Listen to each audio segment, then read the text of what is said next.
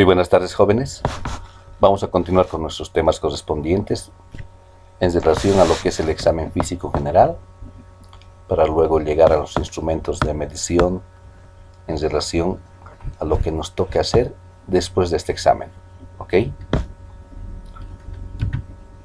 Vamos a ver que tenemos que partir de una especie de ayuda a memoria, mapa conceptual, y nos vaya poniendo la manera en que puedo realizar este tipo de examen. ¿Ok? Si voy a empezar con el examen físico general, con todos los pacientes que yo pueda ver, que me toque hacer un examen clínico, que me toque hacer o abrir una historia clínica, entonces voy a partir del examen físico general, donde voy a evaluar primero la marcha, voy a evaluar el biotipo de la persona, su actitud postural, su facies. Voy a poder además ver su relación en relación al peso, talla y temperatura de la persona, las faneras, piel y mucosas, el tejido celular subcutáneo y la cantidad de porcentaje de grasa acumulado. Una vez que haga todo eso de manera rápida, recién ingresaré a hacer las demás formas que tengo ya detalladas de inspección en el paciente. ¿Ok? Entonces, ¿qué es lo que tengo que observar? Ni bien el paciente entra al consultorio, al centro médico, a la clínica donde ustedes van a hacer la evaluación. Además de romper el hielo y abrir una base de comunicación correcta, sana, dándole seguridad a la persona, tenemos que observar básicamente estos siguientes detalles. Primero, lo que es la marcha. Si el paciente o la persona es capaz de deambular, de caminar libre, sin alteración morfológica en el desplazamiento de la marcha, sin aparentes signos de limitación o dolor, o si, por el contrario, puede estar esta persona limitada en mayor o menor grado dependiendo de la lesión que pueda tener, o puede que no pueda ponerse de pie siquiera, puede que no pueda ya caminar solo y esté obligado a permanecer en una silla de ruedas, por ejemplo, quizá en reposo en su cama, si es que vamos a hacer este examen en la casa del paciente, o está internado en un hospital. Como les decía, clases anteriores, la historia clínica tiene que ser llenada de igual manera, con el mismo profesionalismo, si estás en tu consultorio o si estás haciendo este examen en una visita a domicilio. Tienes que tomar igual todos los datos, ¿ok? Entonces, si he visto ya caminar a la persona, tengo algún parámetro, ahora le pido al paciente que vuelva a hacer lo mismo, ¿no? En este caso ya dentro de una inspección dirigida, ¿no? En este examen físico general. Entonces pido a la persona que camine para ver la función motora de los movimientos, si son finos, si son groseros. Además de la marcha, tengo que evaluar su postura y su bipedestación también, y la amplitud de movimientos de las articulaciones usadas al caminar, porque también tengo que pendular los brazos armónicamente dependiendo de los pasos que dé. En este caso puedo además sacar algunas conclusiones cuando el paciente puede presentar movimientos anormales que pueden indicar algún tipo de disfunción a nivel del sistema nervioso, generalmente central, o lesiones piramidales que puedan existir, o extrapiramidales, ¿no? Como tics, algún tipo de temblor, espasticidad, marchas atáxicas, atetónicas, tambaleantes, atáxicas, y vamos a ver un montón de marchas más cuando nos toque hacer lo que es el sistema nervioso. Entonces la marcha no, tiene que ser normal, y cuando decimos normal, entre comillas, tiene que ser suave, que va acompañada del balanceo simétrico de los brazos, que nos permiten tener un equilibrio. Cuando este desplazamiento al caminar es normal, el talón debe tocar gentilmente el suelo con la rodilla extendida. Talón, planta, punta, que es el despegue, ¿no? Talón, planta, punta, que es un parámetro que nos va a dar, además de tener simetría en cada paso. No puede haber un paso más corto y el otro más grande, ¿no? Ni alterar la postura de la persona. Entonces, esta forma del paso debe transferirse armónicamente a lo largo del pie hacia el metatarso del piecito, ligeramente flexionada la rodilla, y el pie en el despegue levantarse del suelo, ¿no? Hasta hacer este ciclo. Y el próximo ciclo continúa con el otro pie. Y para terminar, además debo ver que este caminar debe ser coordinado. ¿Ok? Entonces, una vez que he hecho eso ya, me voy a poner a observar el biotipo de la persona, ¿no? Ya hemos hablado de eso en anteriores clases, pero es bueno poder recordarlo otra vez para que nos queden claros algunos aspectos que son importantes y no se nos pasen al inicio de este examen clínico, ¿no? Mediante la inspección, además, vamos a ver la conformación corporal del sujeto, su hábito externo, lo que nos lleva a confrontar un importante problema, que es la constitución individual. O sea, hay parámetros dependiendo del carácter que tenemos ya a nivel de herencia, genético,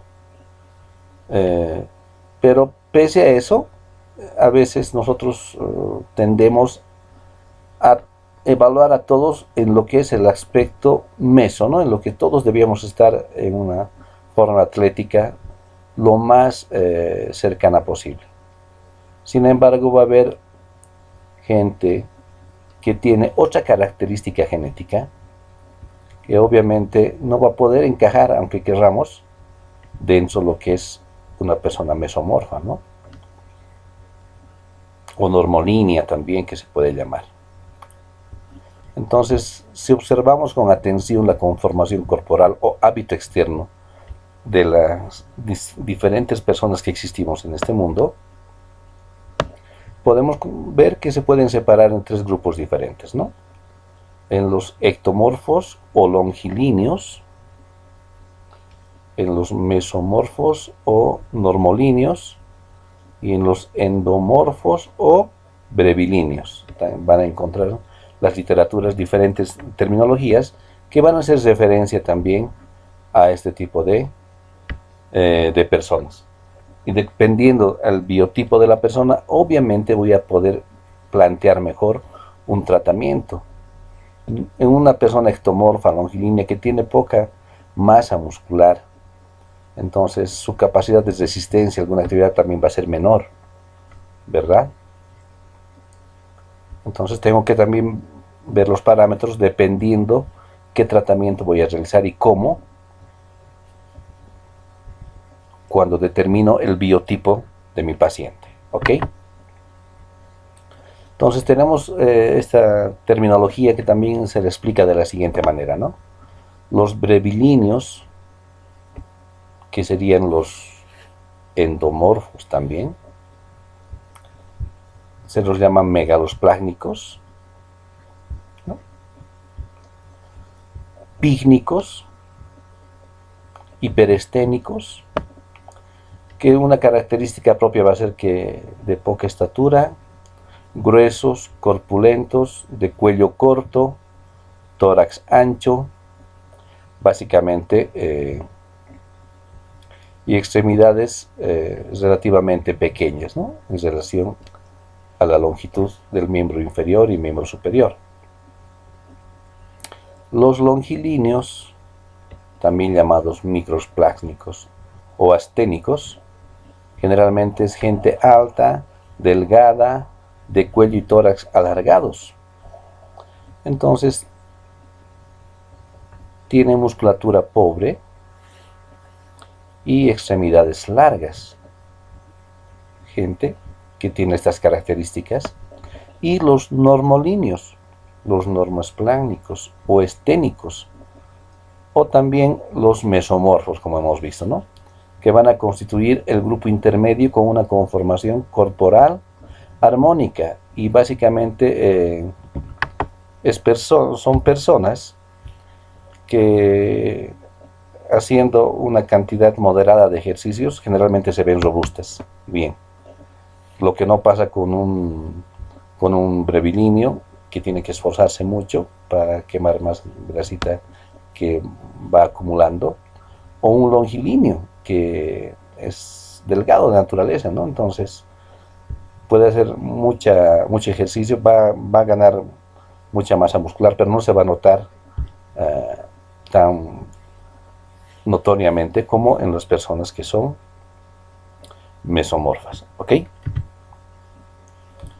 Otra cosa importante que tenemos que ver en el paciente es la actitud.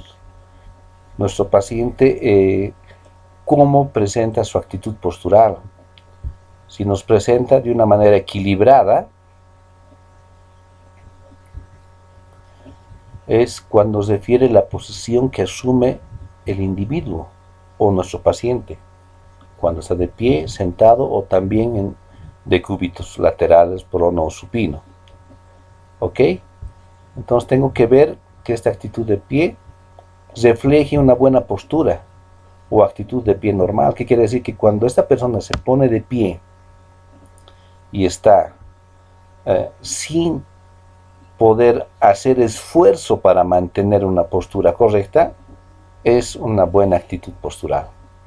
Pero si le pido que se ponga de pie y le digo que le voy a evaluar la postura a la persona, automáticamente la persona va a enderezarse y va a mostrar su mejor postura.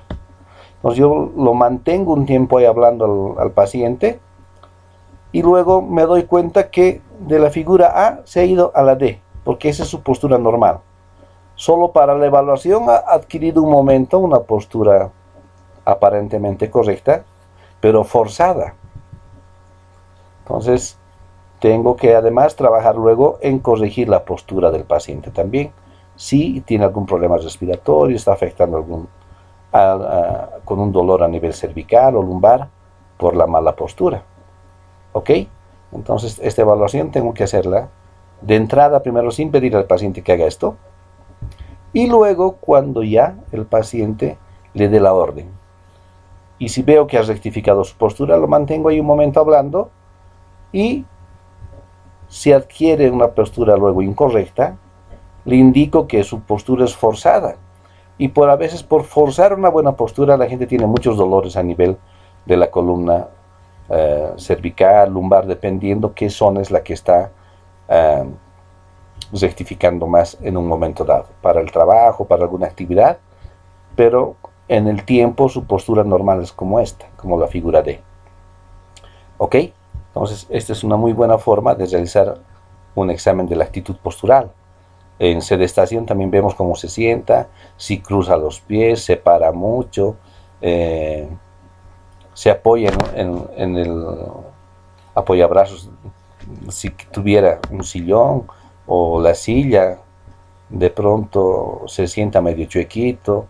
Entonces tengo que ver todo eso. Y si está en relación con el problema que tiene el paciente, entonces tengo que anotarlo más específicamente también. ¿Ok? Igual cuando se echa en decúbito prono lateral, no adquiere una actitud postural antálgica, no se desequilibra, se sienta bien, pero cuando se para se desequilibra todo, o se para bien, pero cuando camina se desequilibra todo. Entonces tengo que ver todo esto, ¿de acuerdo? Por lo general, entonces, la gente que es normolínea o mesomorfa adoptan como tipo postural el tipo A, como está acá. Los brevilíneos, los de cuello corto, los que son más con tendencia al sobrepeso, el tipo D, y los que son delgados, altos y delgados, longilíneos, el tipo B y C. Entonces tenemos una referencia ya de cómo puede estar todo esto. ¿Ok?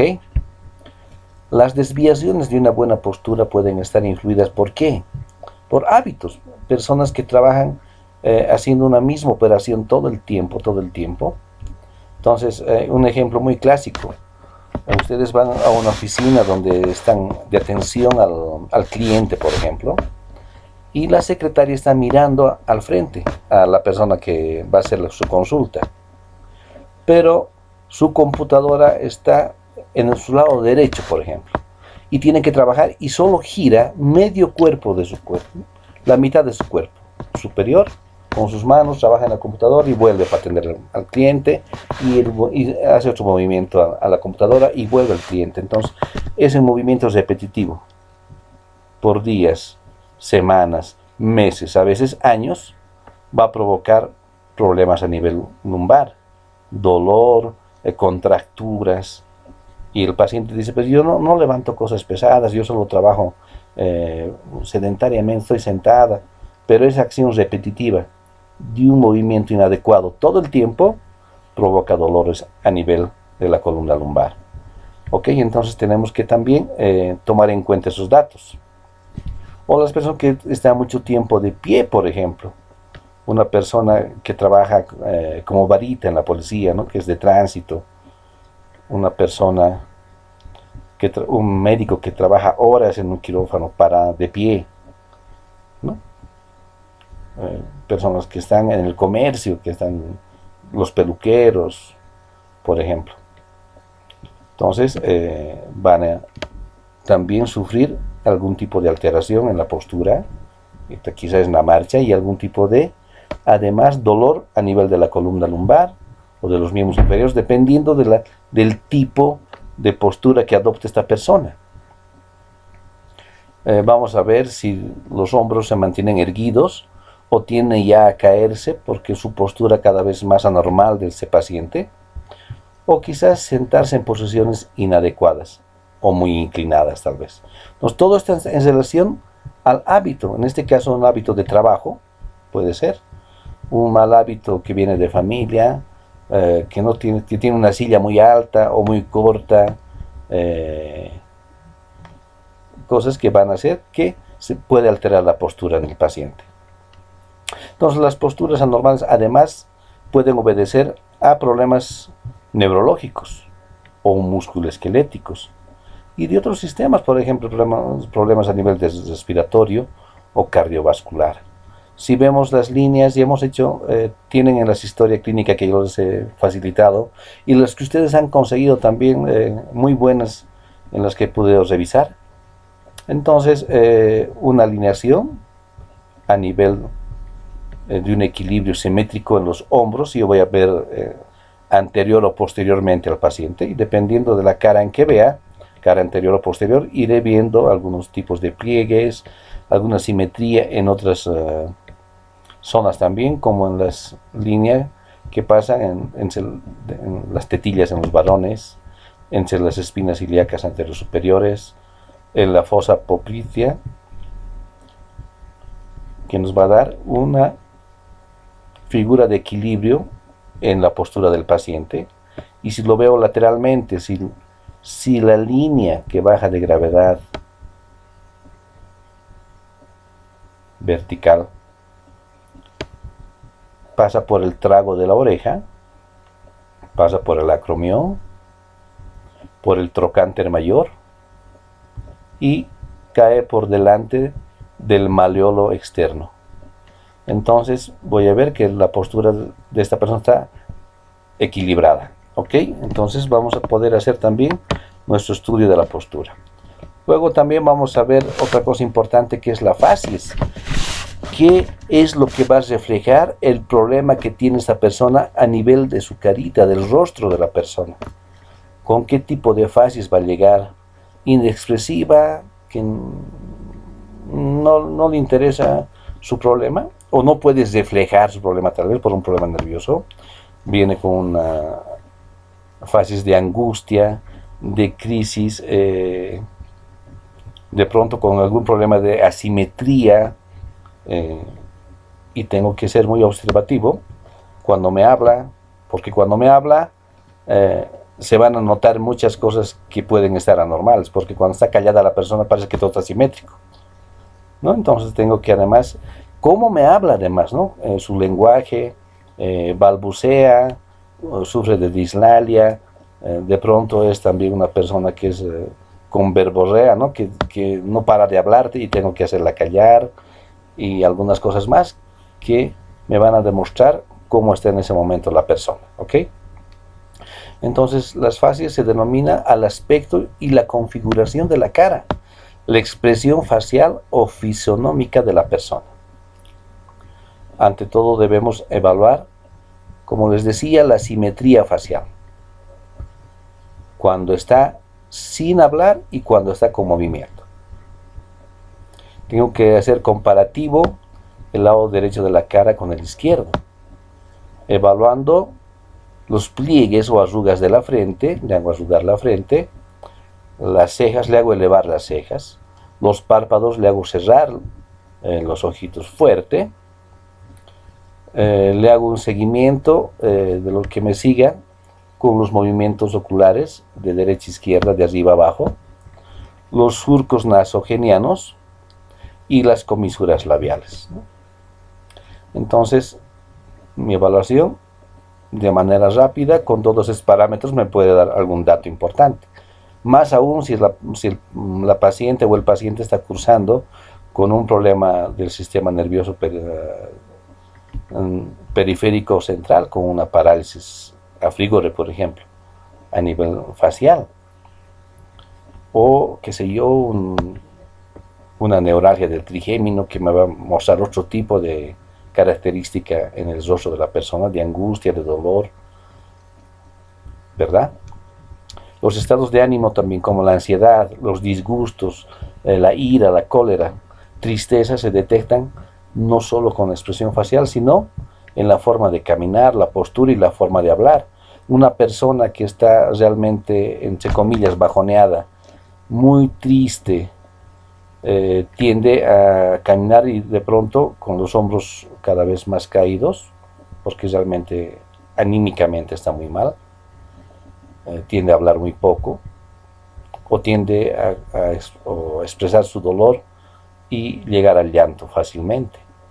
Entonces hay cosas que nos van a tocar evaluar, y dependiendo de qué se trate tengo que anotar, y si creo que además merece de interconsulta con otro profesional, también tengo que tener un punto de referencia anotado aparte, porque si veo que esta persona además necesita un psicólogo, entonces tendré que tener el momento de poder sugerir y pedir una interconsulta además con otro profesional, ¿ok? Entonces, otra cosa importante es el peso de la persona.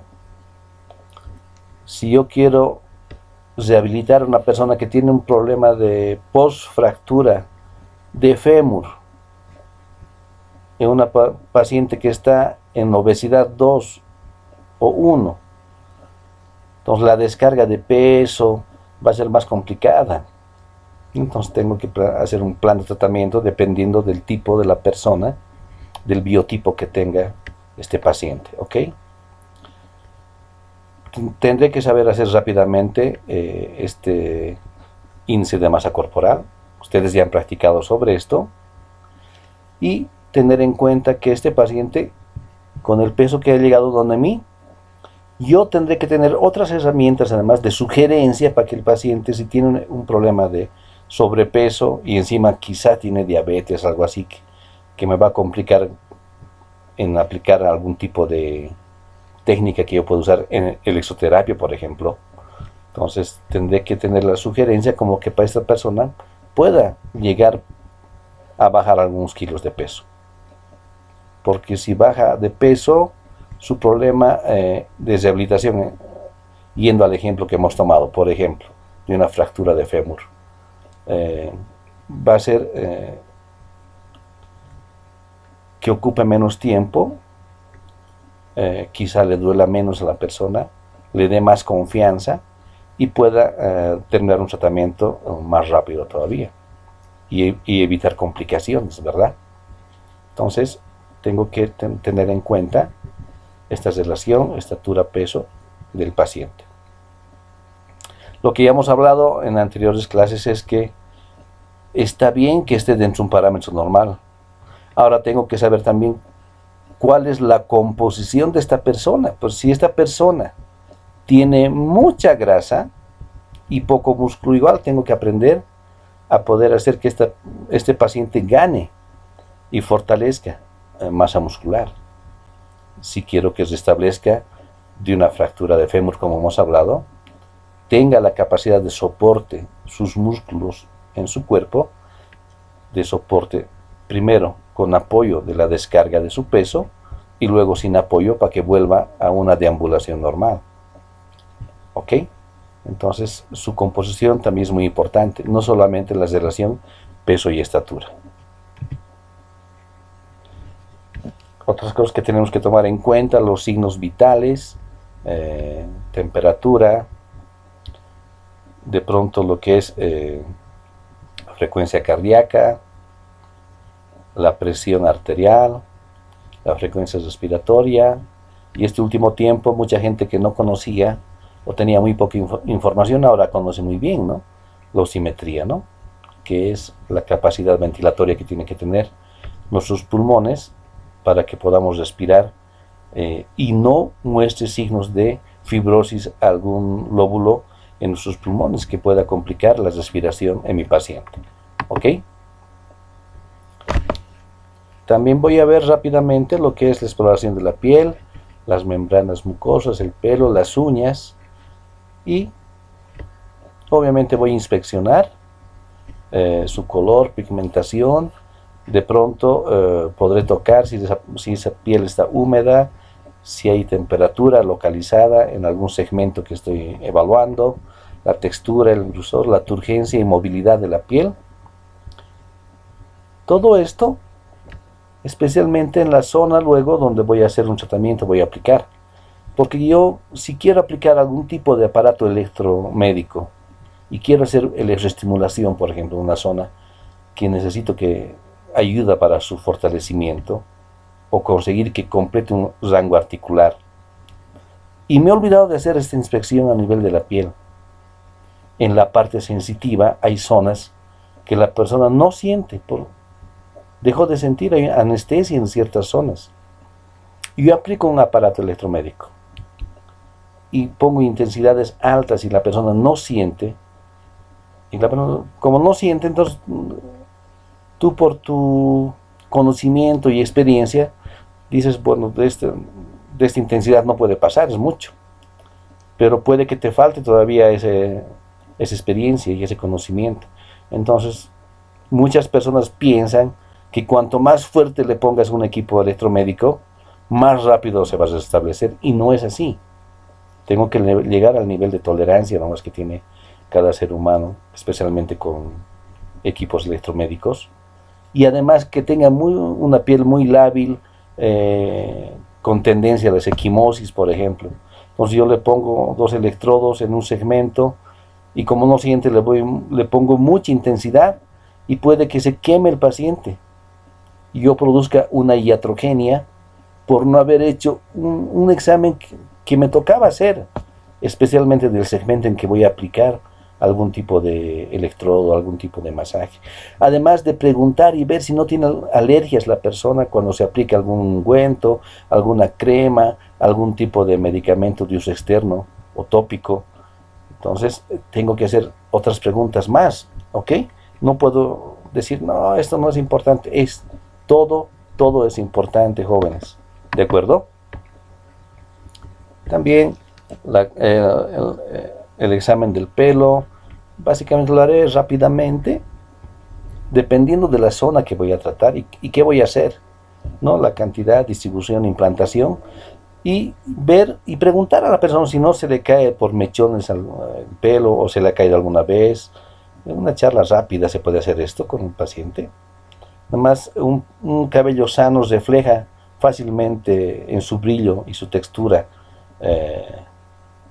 su buena nutrición en este caso y el trofismo que pueda tener este pelo. Ahora, si yo quiero hacer alguna técnica a nivel de columna cervical y yo estoy haciendo una tracción manual y de pronto me quedo con un mechón del pelo del paciente, puede que te asustes y puede que no sea bueno hacer fuerza en ese paciente al hacer ese tipo de técnica, porque tiene una enfermedad como la alopecia que se le va a ir cayendo por mechones el pelo.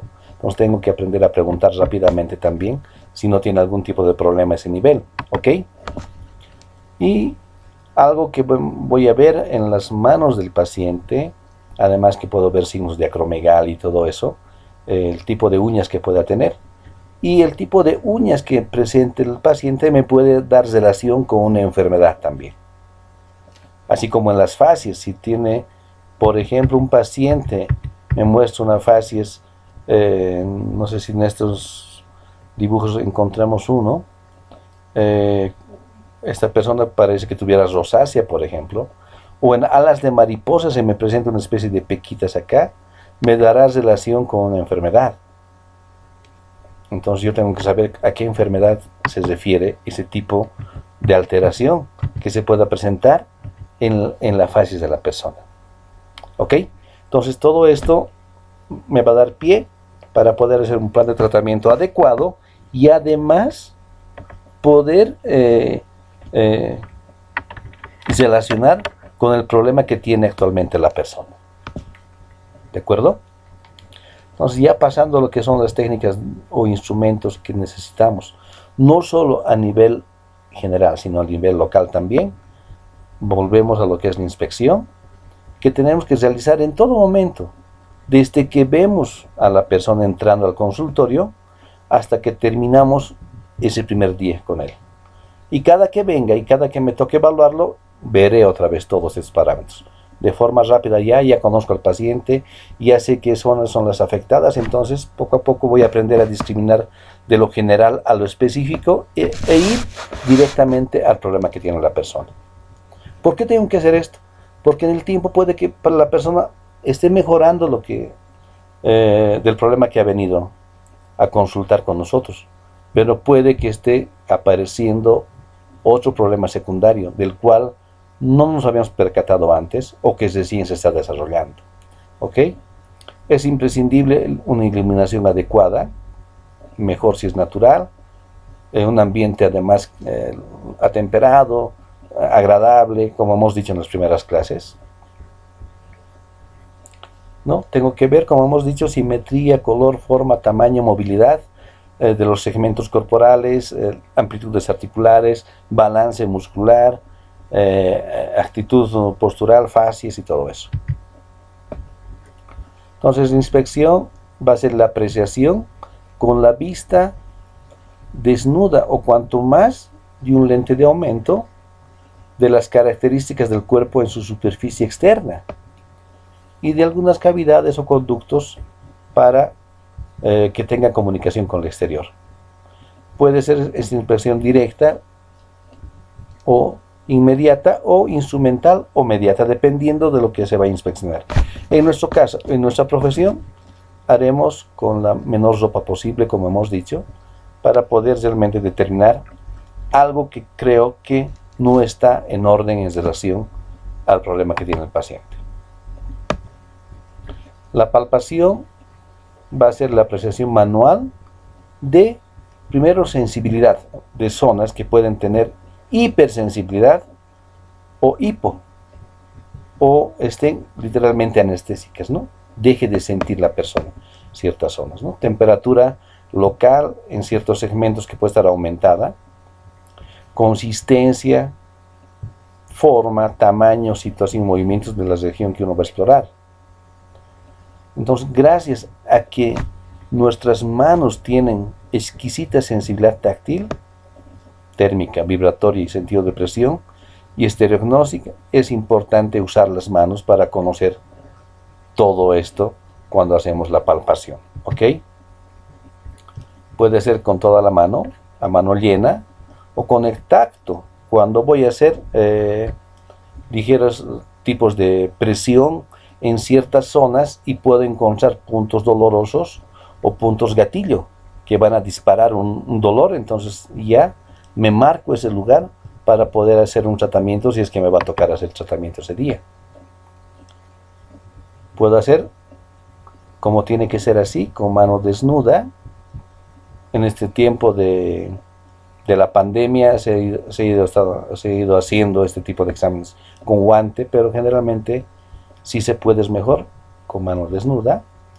Y el tacto, en nuestro caso, como decíamos, simplemente presión en zonas afectadas. Este otro tipo de tacto lo harán un médico especialista en ciertas áreas para buscar algún tipo de problema específico. Entonces tengo que considerar además para la palpación la situación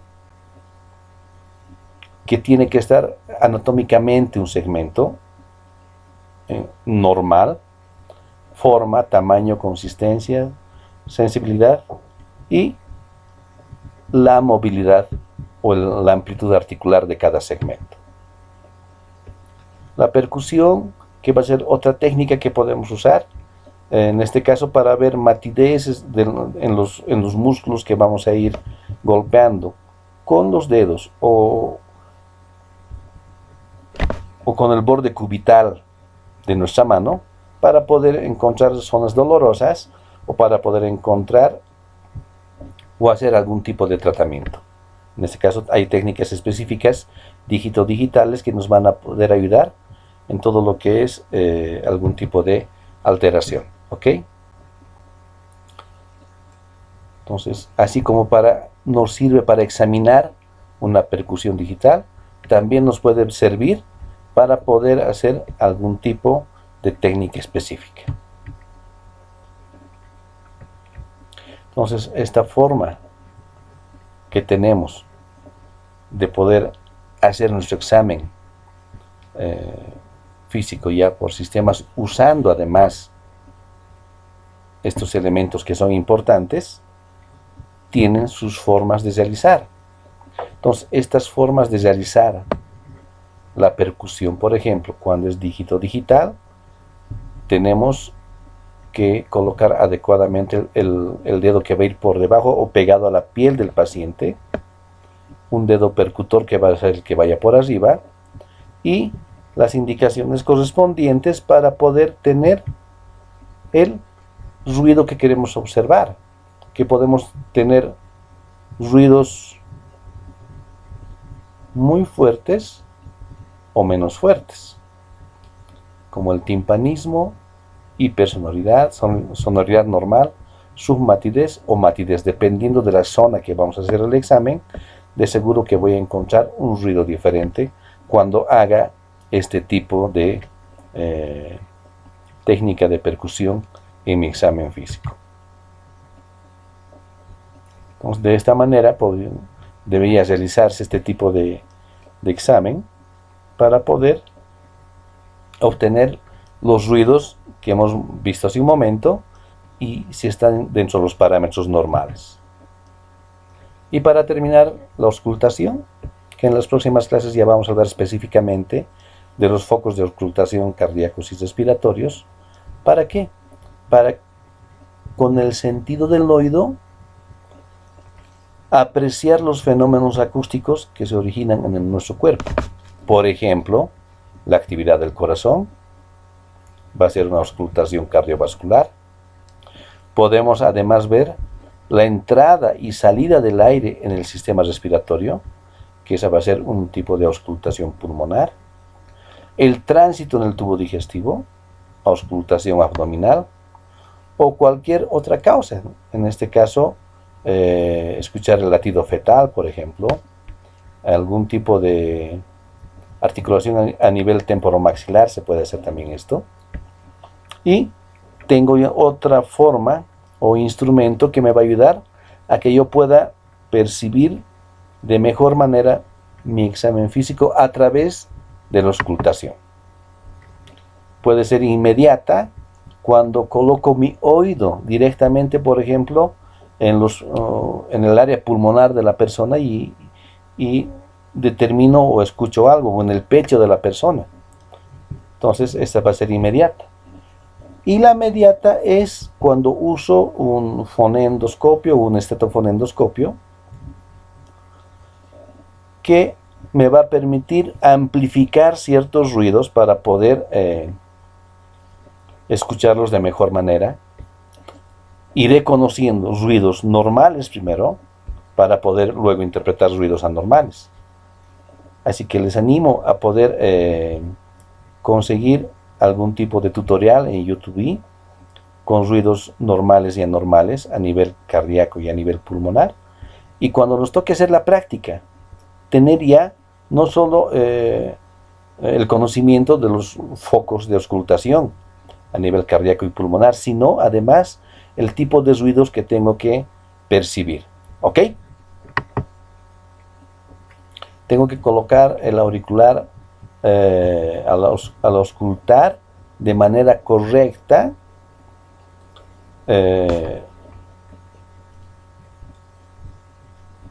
sujetar el diafragma o la campana con los dedos. No toquen la membrana porque ustedes se van a quedar sordos si han colocado correctamente sus auriculares. Tengo que calentar un poquito este diafragma para no hacer saltar al paciente y lo ponga directamente en su espalda o en su pecho, todo frío este elemento.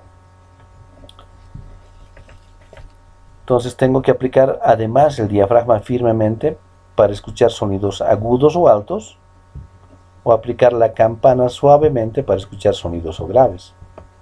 Entonces, ¿cuál es la diferencia? Que el diafragma es la parte grande de mi estetoscopio y la campana es la parte de atrás para escuchar sonidos graves o bajos. ¿Ok? Entonces, con esto hemos concluido la explicación de nuestra clase, y el día viernes vamos a poder continuar para poder hacer algún tipo de trabajo práctico sobre todo esto.